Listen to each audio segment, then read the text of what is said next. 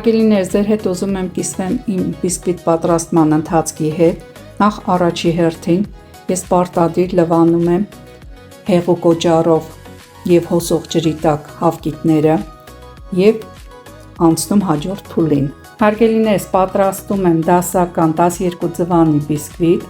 և քանի որ իմ հավկիթները փոքր են, ես 14 հատ եմ օգտագործել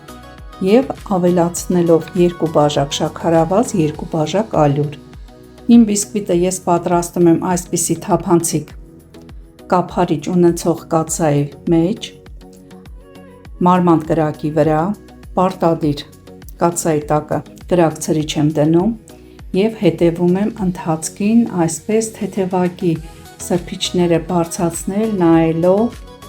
սրբիչները ի դեպ ասեմ դրսից եմ դնում, քանի որ ինչ որտեղ մտածում եմ կարող է կաթսայի կափարիչը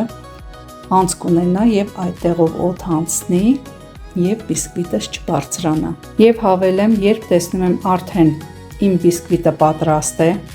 գազօջախը անջատում եմ և սպասում եմ կաթսան շատ լավ սառի, նոր կափարիչը բացեմ,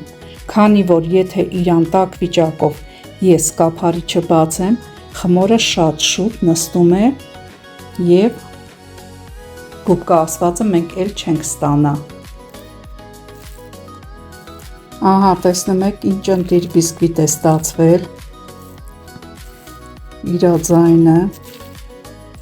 փափուկ,